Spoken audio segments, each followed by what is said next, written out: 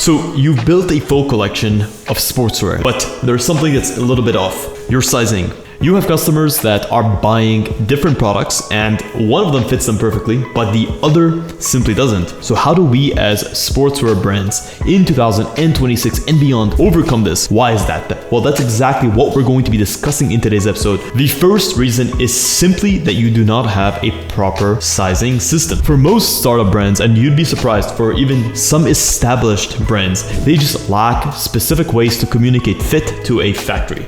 So they simply tell them, okay, I want this garment to fit oversized, to fit athletic, to fit compression. They may even share images. The issue with that is that everything is up to interpretation. If you share images, number one, that image can be interpreted differently. Two, when you're sending images, those images do not properly convey the measurements because it's quite difficult unless you're an expert at reading sizes. What do I recommend? Number one, you have to have proper visual 3D mockups, not 2D mockups, because 2D mockups can be exaggerated and they can be blown out of proportion. I recommend either Clo3D or Marvelous Designer as a starting point where you're drafting the 2D pattern properly and you're draping it on a 3D avatar as you would as a typical fashion designer. Two, you need to have a proper points of measurement technical sheet where everything is laid out to scale, flat, 1-to-1, where you're grabbing the measurements from your 3D file from Clo and you're inputting them in for a standard core size. I'm gonna put a link up here of what a technical sheet looks like. Then you need to have a sizing chart. You need to grab the core key points of measurement and show how they scale across different sizes. Number two is that you're actually not taking fabric into consideration. If you apply the same type of fit between two different products that use widely different fabric, and you take those measurements and you apply them towards a woven fabric of even a similar silhouette, similar cut, and the same sizes, one thing might feel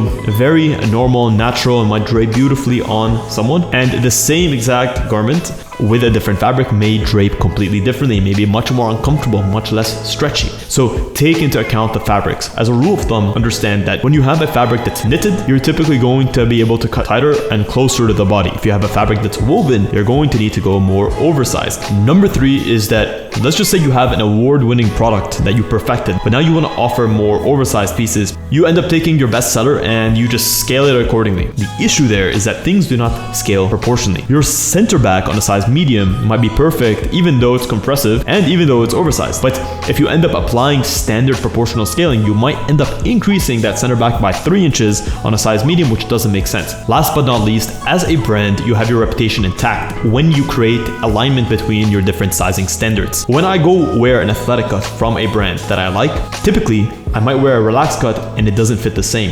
It's just longer for some reason. And of course, as brands, it's quite difficult to get every single body type. Some people might have shorter torsos. So all of this is to understand that when it comes to sizing, it's not just a number, it's not just a technical way of thinking about product. So let me know what you guys think.